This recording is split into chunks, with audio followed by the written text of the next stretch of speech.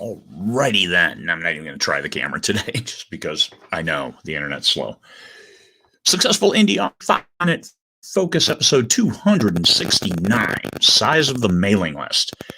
This is all about the right size. What is the right size for you? And the first question I got to ask, how many angels can fit on the head of a pin? It's a very, let's say, fluid number. It is a numbers game. That's true. The more you have, 10% of 100,000 is a hell of a lot different than 10% of 1,000 if you're looking at the exact same open rate on a list.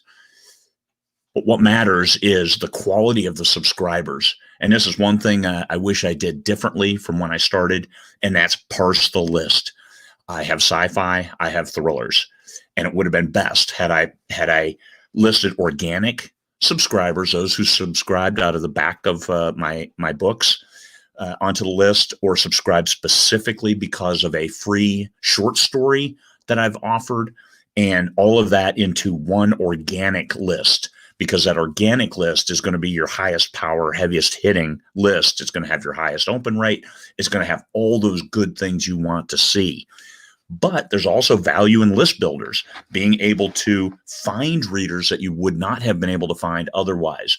So I encourage you, you got to do what you can do to increase the size of your list with high quality subscribers. Some of those you don't even know, but if you've parsed the list and brought in folks through a list builder, just keep them separate, treat them a little bit differently on your emails and through an onboarding sequence, see what there are, and then keep the good ones, those who came aboard and found your writing and then liked your writing. And then you can fleet them over to the organic side of your list if you see that they're opening the emails. Now, be aware that with a lot of the security software and stuff nowadays, what you see as an open rate is not the true open rate. Those are the ones that you get the feedback, but there's a lot of email systems that do not give you any information about whether somebody opened an email. So if you think your open rate is 50%, it might be 60 or 70% of people who actually open and look at your email. So you can't just straight call your list, because some people might be opening it and you're not seeing it. Clicking the links, that's pretty straightforward, especially if you're using some kind of tracking pixel or something in order to track how the people act once they interact with your email. But the numbers will be separated out by organic. Hold those people close and keep them dear and treat them well. And by genre, I've tried to make my brand and not, hey, here's my science fiction, here's my thrillers. So I clump them all together. It's, hey, this is a Craig Martelle book. And it has eventually worked for me, but I could have combined those lists had I separated them at the beginning. That's my big advice of, hey, parse your list, know where your readers came from, and keep them separate by genre. Even though you can send an email to all of them, you just pick that list and add it in. Hey, add the thriller list to sci-fi, because there's thriller stuff in this newest sci-fi book.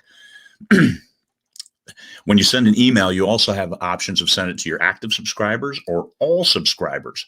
Now, if you send it to all subscribers and you have too low of an open rate, you get punished by your email provider. If it's SendFox, you get put in jail, and then you can't send your whole list. You can only send to the active subscribers. So if you try to resend to non-opens using SendFox, that'll almost certainly put you in SendFox jail. MailerLite doesn't have that restriction where you send to non-opens as a second email, and there is some benefit to that because it gives people an opportunity to see something that they may have missed earlier.